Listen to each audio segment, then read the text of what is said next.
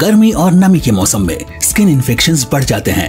आइए जानते हैं देश विदेश के प्रसिद्ध डर्मेटोलॉजिस्ट और अपने शहर लुधियाना के मशहूर skin specialist doctor Sunil Kumar Gupta से कि स्किन की सही देखभाल कैसे करें। डॉक्टर, फंगल इन्फेक्शंस का ट्रीटमेंट क्या है? फंगल इन्फेक्शन का इलाज इस चीज पे निर्भर करता है कि कौन सी फंगल इन्फेक्शन है। कुछ फंगल इन्फेक्शन हैं जो सिर्फ लगाने वाली दवाइयां, जिनको हम टॉपिकल एप्लीकेशन बोल देते हैं, उससे ठीक हो जाती हैं। कईयों में हमें सिस्टेमिक या खाने वाली दवाइयों की जरूरत पड़ती है।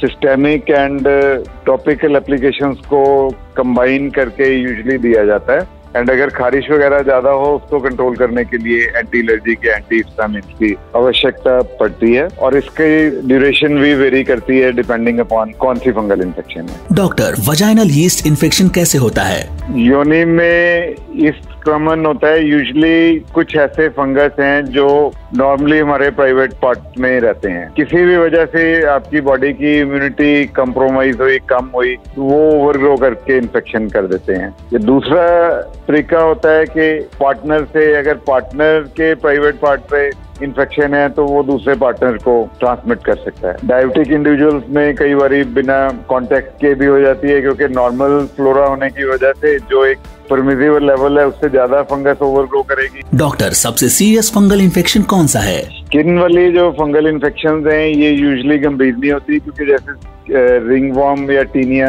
इन्फेक्शन सबसे कॉमन है, पिट्राइसिस वर्सिकोल कॉमन है। ये फंगल इन्फेक्शन स्किन तक ही लिमिटेड रहती हैं।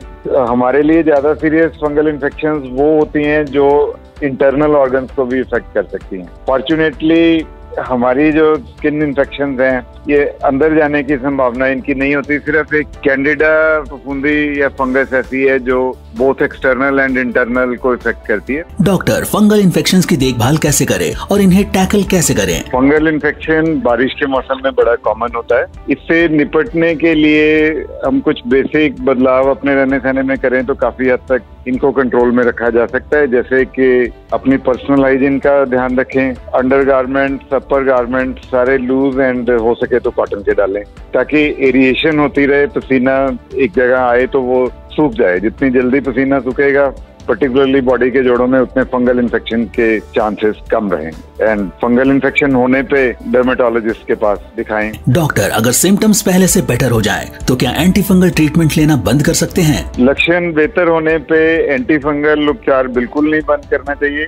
आपको निर्धारित समय तक, जितनी ही देर तक आपको आपके डर्मेटोलॉजिस्ट या स्किन स्पेशलिस्ट ने दवाई लेने के लिए कहा है, उतनी देर तक हमें दवाई लेनी। इवन तब भी बंद करने से पहले बेहतर होएगा कि हम दोबारा कंसल्ट कर लें कि फर्दर उसको एक्सटेंड करने की जरूरत नहीं।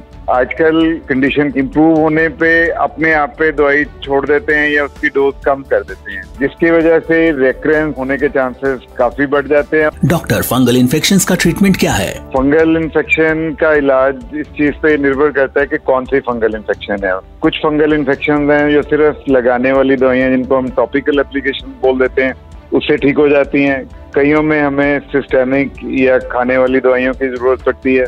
सिस्टेमिक एंड टॉपिकल एप्लीकेशंस को कंबाइन करके यूजुअली दिया जाता है। एंड अगर खारिश वगैरह ज्यादा हो, उसको कंट्रोल करने के लिए एंटी एलर्जी के एंटी हिस्टामिन्स की आवश्यकता पड़ती है और इसकी ड्यूरेशन भी वेरी करती है डिपेंडिंग अपॉन कौन सी fungal infection. Doctor, vaginal yeast infection कैसे होता है? योनि में यीस्ट कॉमन होता है। यूजुअली कुछ ऐसे फंगस हैं जो नॉर्मली हमारे प्राइवेट पार्ट में रहते हैं। किसी भी वजह से आपकी बॉडी की इम्यूनिटी कंप्रोमाइज हुई, कम हुई, वो ओवरग्रो करके इन्फेक्शन कर देते हैं। ये दूसरा तरीका होता है कि पार्टनर से, अगर पार्टनर के प्राइवेट पार्ट पे इन्फेक्शन है तो वो दूसरे पार्टनर को ट्रांसमिट कर सकता है। डायबिटिक इंडिविजुअल्स में कई बार बिना कांटेक्ट के भी हो जाती है, क्योंकि नॉर्मल फ्लोरा होने की वजह से जो एक परमिसिबल लेवल है उससे ज्यादा फंगस ओवरग्रो करेगी। डॉक्टर, सबसे सीरियस फंगल इन्फेक्शन कौन सा है? स्किन वाली जो फंगल इन्फेक्शंस हैं ये यूजुअली गंभीर नहीं होती, क्योंकि जैसे रिंगवॉर्म या टीनिया